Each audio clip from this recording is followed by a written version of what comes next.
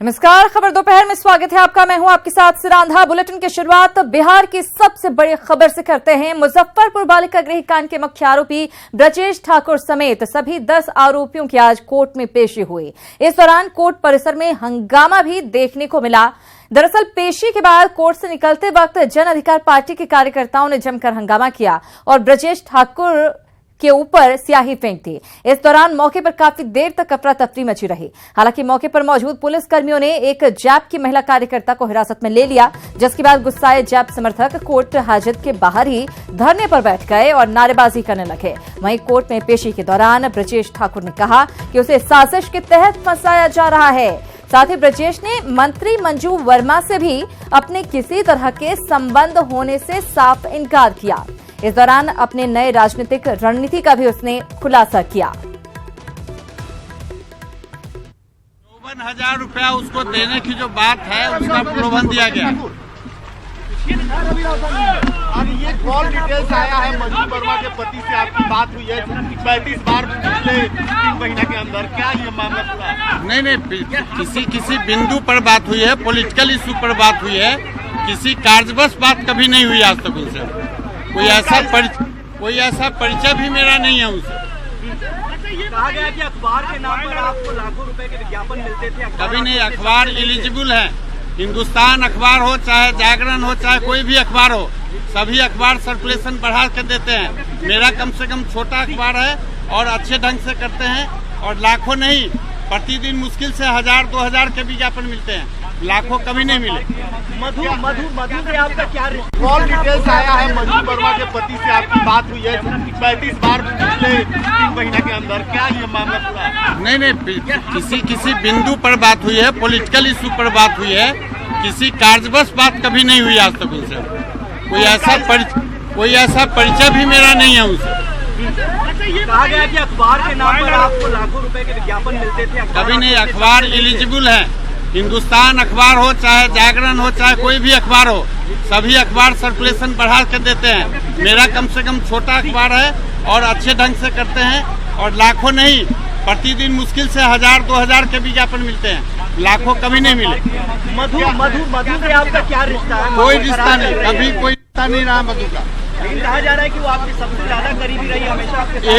यही सब तो अखबार की देन है या केवल वाले हमारे करना चाहते हैं। हम उनका विज्ञापन कमजोर है, इस कारण से कुछ छाप रहे हैं। मधु कहाँ की है, क्या है, नहीं है। हमारे यहाँ कार्य करती थी स्टार्टिंग, वह बामा शक्ति नाम की एक संगठन बनाई और वहाँ काम करने लगी। एक सोसाइटी का जो काम है उसमें आपने सारा काम उन्हीं को मिला हुआ है, आपके एनजीओ का? नहीं, बिल्कुल गलत। एक भी प्रमाण नहीं मिल सकते हैं आप कह रहे हैं कि एनजीओ से आपने कहा कि आपका कोई रिश्ता नहीं है, लेकिन मंत्री के पति के साथ आपका क्या संबंध है? कोई संबंध नहीं। एक व्यवहारिक जो आपके साथ है, जो आपके साथ सभी से, आपके साथ हमारा जो संबंध है वही संबंध उनसे है। और ब्रजेश ठाकुर को सुना आपने। जब कोर्ट में पेशी के बाद बाहर निकला उस समय मीडिया से बातचीत करते हुए साफ इनकार किया अपने ऊपर लगे आरोपों से एक बार फिर से इस बात को दोहराया कि मंजू वर्मा से भी उसका कोई रिश्ता नहीं है। प्रवीण ठाकुर लगातार नजर बनाए हुए हैं इस पूरे घटनाक्रम पर। प्रवीण, अब कोर्ट के बाहर की क्या तस्वीर है? दरअसल पेशी के बाद भी वहां पर कुछ घटनाक्रम चलता रहा। एक महिला को हिरासत में लिया गया, इसको लेकर जैप के कार्यकर्ता भी वहां पर धरने पर बैठ गए थे।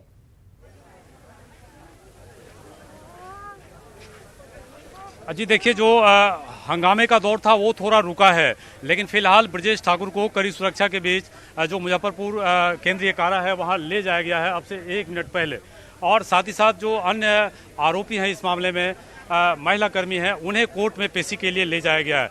साथ ही साथ इसी कोर्ट हाजत के भीतर अभी जो महिला जिन पर यह आरोप है कि वो स्याही फेंकी है, ब्रजेश ठाकुर के चेहरे को पर कालिक पोती है, उसको लेकर अभी भी ये पेज फंसा हुआ है। काफ़ी सुरक्षाकर्मी, टाउन डीएसपी और जो क्यूआरटी की टीम है, जो स्पेशल दस्ता है मुजफ्फरपुर में, वो तमाम लोग कोर्ट हाजत के बाहर जमे हुए हैं। और ये जाप के जो कार्यकर्ता हैं और जो नेता हैं वो धरने की शक्ल में नहीं है, लेकिन यहाँ मौजूद हैं। और ये एक ही डिमांड है। क्या डिमांड है अभी भी आप? ये हमारी ये डिमांड है कि जो निर्दोष महिला है उनको छोड़ा जाए। जन अधिकार पार्टी ये मांग कर रही है और उनको अगर नहीं छोड़ेंगे तो हम लोग यहाँ पर ही बैठे रहेंगे, यहाँ से हिलेंगे नहीं। अगर ये जाप की नेता है तो हमें गर्व है इस बात का कि हमारी पार्टी के नेता है और ऐसे इंसान पे उसने कालिक किया जिसने बिहार और पूरे दुनिया को, पूरे भारत को शर्मसार करने का काम किया है। हमें गर्व है। अगर हमारी कार्यकर्ता है तो हमें गर्व है, हम सीने से खुल के कहेंगे। अगर साबित हो जाती है कि हमारी कार्यकर्ता है तो हम गर्व से कहेंगे कि ये जाप कार्यकर्ता ने किया है। आपको रोकना चाहूंगी प्रवीण, आपके पास दोबारा लौटूंगी, लेकिन प्रदेश प्रभारी कांग्रेस पार्टी के कौकब कादरी जी हमारे साथ जुड़ गए हैं। कौकब कादरी जी, साफ साफ ब्रजेश ठाकुर ने मीडिया से बात करते हुए कहा है कि कांग्रेस से वो चुनाव लड़ने वाला था, कांग्रेस में जाने की बातें हो रही थी, साजिश के तहत उसे फंसाया गया है। उन्होंने बताया कि हम कांग्रेस से चुनाव लड़ना चाहते थे, हम ये जानना चाहते हैं कि संबंध उनके उजागर हुए हैं जेडीयू के साथ, और जेडीयू की जो मंत्री रही हैं मंजू वर्मा उनके पति के साथ, जो मोबाइल खंगाले गए हैं उसमें 17 बार उनकी बातचीत की पुष्टि हुई है। इसके अलावा भारतीय जनता पार्टी के साथ उनके संबंध उजागर हुए हैं और टिकट खोले हैं कांग्रेस से। ये पूरी पटकथा मुझे लगता है कि जेडीयू और भाजपा के कहने पर उन्होंने लिखी है और कही है। ये दबाव के अंतर्गत हमारा उनसे क्या लेना देना हो सकता है? मैं तो खुद आपके माध्यम से उनसे जानना चाहता हूँ कि ऐसी बात अगर कही है तो इसका अवलोकन हो और बताएं कि किनसे उनके संबंध रहे हैं। और मोबाइल के फोन अगर खंगाले जा रहे हैं तो उसमें उद्भेदन होगा, किसके किसके संबंध रहे, किनके संलिप्तता रही है, दूध का दूध पानी का पानी होगा। इस तरह से अब उनको लग रहा है कि कांग्रेस चूंकि आंदोलन खड़ा कर चुकी है और आदरणीय राहुल गांधी जी कल पूरे अपोजिशन जंतर मंदिर पर धरना प्रदर्शन किया इस कांड को लेकर करके, और हम भी सुबह बिहार में पूरे हम लोगों ने मार्च किया, कैंडल मार्च किया और उसका विरोध कर रहे हैं। तो उनको अब कांग्रेस की याद आ रही है कि कांग्रेस की संलिप्तता इसमें थी। ये पूरी समाज जो है पटकथा जो है ये जेडीयू की लिखी हुई है जो वो बोल रहे हैं। जी कौकब कादरी जी, लेकिन क्या फायदा हो सकता है कस्टडी में ये बात कहने का कि कांग्रेस में शामिल होने वाला था, कांग्रेस से चुनाव लड़ने की बातचीत चल रही थी? अब निश्चित रूप में जिस तरह का दबाव झेल रहे हैं कांग्रेस की तरफ से, आज भी मैंने अखबार आज उठा करके देखी पट्टा में मैंने मंजू वर्मा के मांग की माननीय मुख्यमंत्री जी से कि नैतिकता के आधार पर भी उनको अब तक स्वयं से उनको दे देना चाहिए था। जब उनके पति के साथ उजागर हुए हैं तब तो जो मोबाइल खंगाले गए हैं उसमें भी जो है अवलोकन करिए आप, उजागर हुए उनके संबंध रहे हैं तो उनको टेंडर करना चाहिए था डेजिग्नेशन। इसमें इतने दबाव बनाने की जरूरत क्या थी? लेकिन उन्हें लगता है कहीं ना कहीं कि कांग्रेस दबाव बढ़ा रही है, इसलिए ये पूरी पटकथा जेडीयू की लिखी हुई है जिसको वो बोल रहे हैं। तस्वीर में आपने देखा उनके क्या संबंध थे। हम तो ये भी कह रहे हैं कि अगर किसी भी नेता को, कांग्रेस छोड़िए, किसी के साथ भी अगर उनके संबंध थे और अगर संलिप्तता पाई गई, आप ये कह रहे हैं कि जेडीयू या सत्ताधारी पार्टी से कुछ डील हुई है उनकी? हेलो जी, आप ये कह रहे हैं कि ब्रजेश ठाकुर की कोई डील हुई है सत्ताधारी पार्टियों से? निश्चित रूप में डील तो काफी पुरानी थी भाई, इसमें छुपना क्या है? इतने लंबे समय से सरकार के नाक के नीचे ऐसे घटनाक्रम हो तो ये डील नहीं था तो और क्या था? क्या कर रही थी सरकार, क्या कर रहे थे विभाग के सचिव? लेकिन साफ साफ ये कहने का क्या तुक हो सकता है कि कांग्रेस पार्टी से उनकी बातचीत चल रही थी और वो चुनाव लड़ने वाले थे?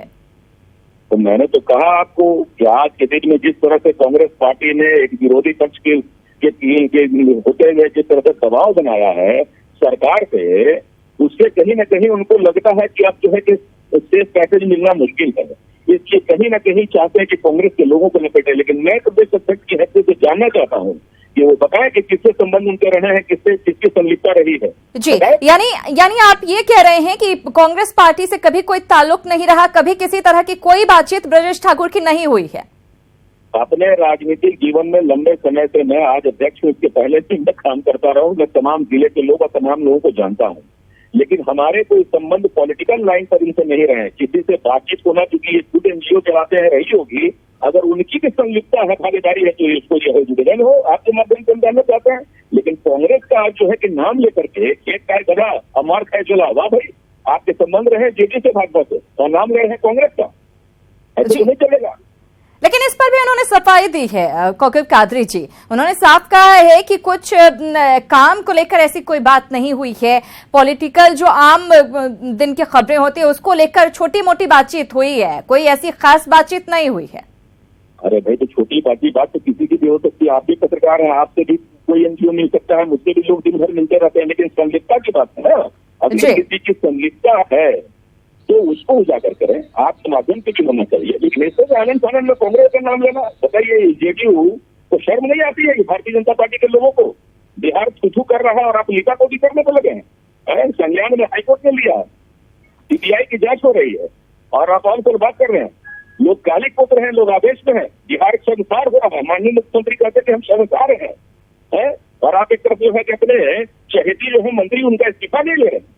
बिल्कुल, अब देखने वाली बात यही होगी कि जांच तो जारी है, उसके बाद सब कुछ दूध का दूध पानी का पानी हो जाएगा। कौकब कादरी जी, बहुत शुक्रिया आपका हमारे साथ जुड़ने के लिए और इस बातचीत के लिए। तो कौकब कादरी साफ साफ ये कहते हुए नजर आए हैं कि जेडीयू के कहने पर इस तरह के बयान ब्रजेश ठाकुर दे रहा है। हम आपको बता दें, पेशी के बाद जब बाहर निकला है ब्रजेश ठाकुर, तो मीडिया से बातचीत करते हुए साफ साफ ये कहा कि कांग्रेस पार्टी से बात चल रही थी, चुनाव भी लड़ने वाला था वो, और इसको लेकर कुछ राजनीतिक प्रतिक्रियाएं भी सामने आई है, वो भी आपको सुनवाते हैं।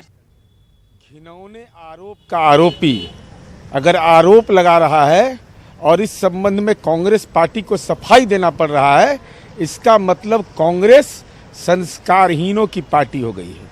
साथ ही साथ अब ये सवाल नहीं है कि कौन क्या आरोप लगा रहा है, कौन क्या बोल रहा है। जिनको भी जो भी बोलना है या कहना है, माननीय उच्च न्यायालय में सुनवाई चल रही है, कोर्ट ट्रायल पर भरोसा करे।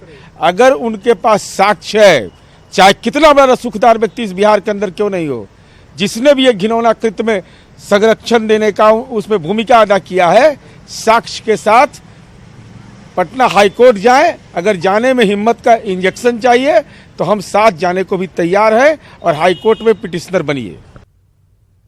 सीबीआई जब जांच कर रही है, हाईकोर्ट इसकी मॉनिटरिंग कर रहा है, तो एक एक बात को उछाल करके इस्तीफा मांगने का औचित्य क्या है? पूरी जांच रिपोर्ट का इंतजार करना चाहिए।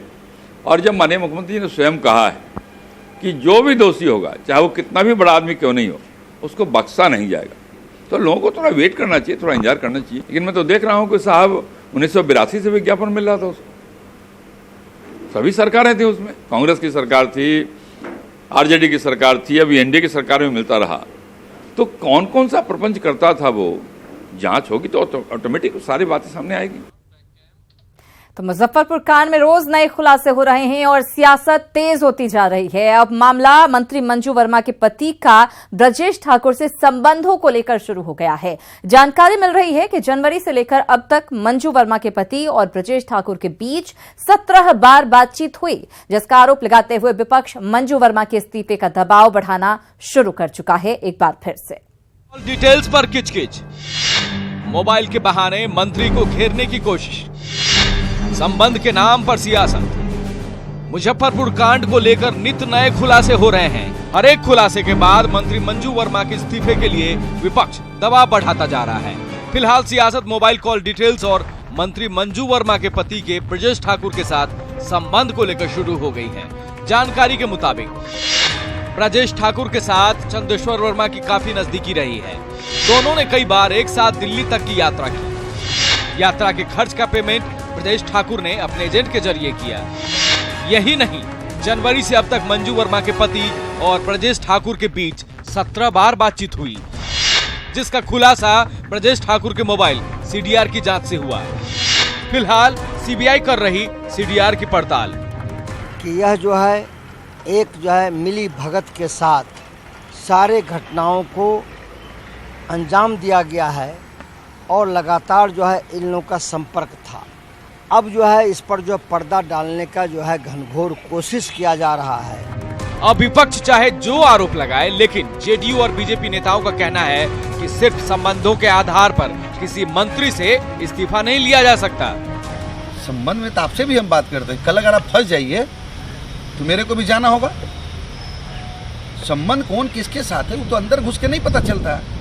लेकिन मंजू वर्मा जी के बारे में जहाँ तक सवाल है, अगर दोषी पाई गई 1 मिनट कुर्सी पर नहीं गई। मीडिया में छपे अखबार कारण नहीं, किन कारणों से बात हुई, क्यों बात हुई, मंत्री से तो हर लोग लगाता है।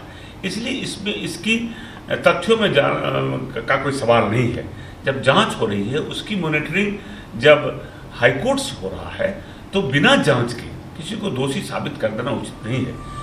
मतलब मुजफ्फरपुर कांड को लेकर आरोप प्रत्यारोप की सियासत जारी है। सबसे ज्यादा दबाव मुख्यमंत्री पर है और निशाने पर मंत्री मंजू वर्मा हैं। वैसे सीबीआई जांच तेज हो चुकी है और सेवा संकल्प और विकास समिति के सचिव को तलाश रही सीबीआई।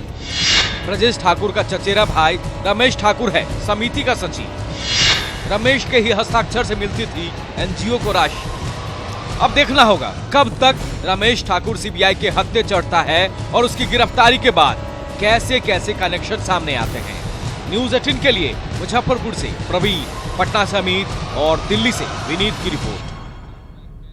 मुजफ्फरपुर बालिका गृह कांड की जांच की आंच धीरे धीरे पूरे बिहार में फैल रही है। टिस की रिपोर्ट के आधार पर सरकार अन्य अल्पावास गृहों पर भी कार्रवाई कर रही है। इसी कड़ी में मधेपुरा अल्पावास गृह की सभी लड़कियों और महिलाओं को सुपौल शिफ्ट किया गया है। हालांकि यहां यौन शोषण से जुड़ा कोई मामला नहीं है। मधेपुरा अल्पावास गृह में कुल 13 महिलाएं और लड़की थीं।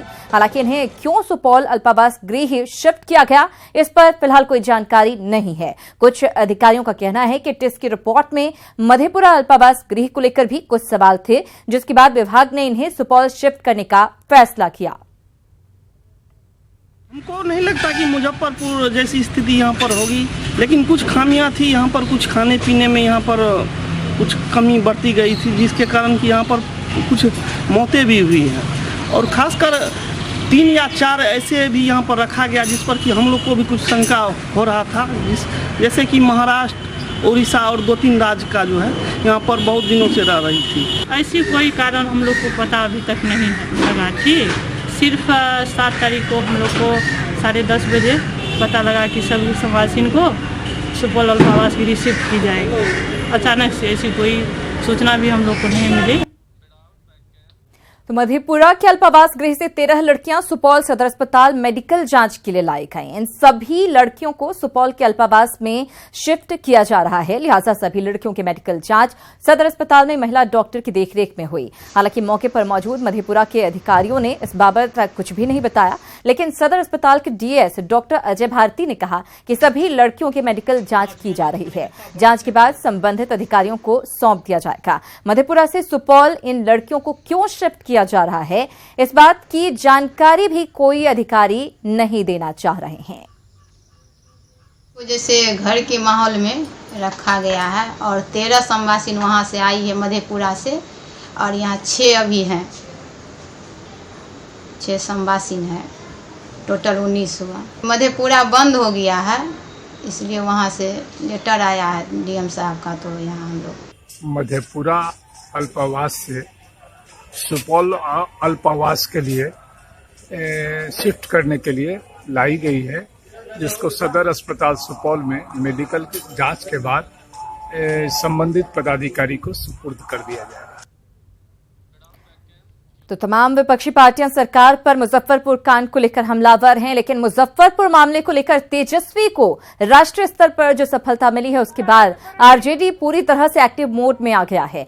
अगस्त क्रांति के दिन से ही आरजेडी अपने आंदोलन का शंखनाद करेगा। क्रांति दिवस के दिन आरजेडी नीतीश मोदी हटाओ नारे के साथ अपने चुनावी आंदोलन का आगाज करेगा। 9 अगस्त के संकल्प लिया जाएगा कि जब तक सरकार नहीं हटेगी तब तक आंदोलन जारी रहेगा, लड़ाई जारी रहेगी, संघर्ष जारी रहेगा। ये है सभी बिंदुओं पर ग्राम टोला में जाकर ग्रामीण संघर्ष समिति गठित होगी, हर एक गांव टोला में उजागर करने दे। प्रखंड स्तर पर दल के साथ अगस्त सितंबर में प्रखंड स्तर पर लड़ाई हो, जेल भरो आंदोलन, मतलब सारे लोग सड़क पर आ जाएंगे, सरकार हटे या नहीं तो हम हटे, दोनों में कोई अधिकार रहना भी चाहिए। आदत भी लगा हुआ है लगातार जेल जाना, सीबीआई, ईडी, न्यायालय, इसका चक्कर लगाना, लेकिन कृपा करके उन गरीब कार्यकर्ताओं का शोषण राजनीति करना बंद कर दीजिए। इसलिए मेरा यह सलाह है कि जब मौका मिला तो उनसे जमीन लिखवा लिए। अब बेचारा को जब विपक्ष में है तो उनको कह रहे हैं जेल जाने के लिए। अरे जेल नीतीश कुमार जी के राज में अपराधी, गुंडा, लंपट, भ्रष्टाचारी जाता है। तेजस्वी एक क्षमा यात्रा निकालें और कहें कि मैं अब भ्रष्टाचार नहीं करूंगा, मेरे पिता ने भ्रष्टाचार किया, वो दोषी हो सकते हैं। और उन्होंने जो उनके भ्रष्टाचार द्वारा कमाई हुई जो संपत्ति है उनके पास, 22-26 साल की उम्र में 26 संपत्तियों के मालिक हैं। जो बीजेपी और जदयू एनडीए की सरकार में 34 घोटाले बिहार में हुए, इससे भी बड़ा अपराध जो हमारे बच्चियों के साथ मुजफ्फरपुर बालिका गृह में हुआ है, इससे पूरे बिहार में हमारा सर झुका, पूरे हिंदुस्तान में सर झुका है। जो हमारे नेता माननीय तेजस्वी यादव का जो पब्लिक में जो इनका ग्राफ बढ़ रहा है, इससे एनडीए घबरा गई है। और चलिए आपको सीधे चेन्नई लिए चलते हैं, जहां पर आज एम करुणानिधि का अंतिम संस्कार किया जाना है। फिलहाल एम करुणानिधि का पार्थिव शरीर अंतिम दर्शन के लिए रखा गया है और यहां पर तेजस्वी यादव पहुंचे हुए हैं, बिहार के आरजेडी के नेता। हम आपको बता दें कि यहां तस्वीरें आप देख सकते हैं, एम करुणानिधि के अंतिम दर्शन के लिए तेजस्वी यादव भी पहुंचे हुए हैं। चेन्नई की यह तस्वीर है। कल शाम 6:10 में करुणानिधि का निधन हुआ। उसके बाद से लगातार हर किसी के आने का सिलसिला जारी है। हर आमो खास अंतिम दर्शन के लिए पहुंच रहा है।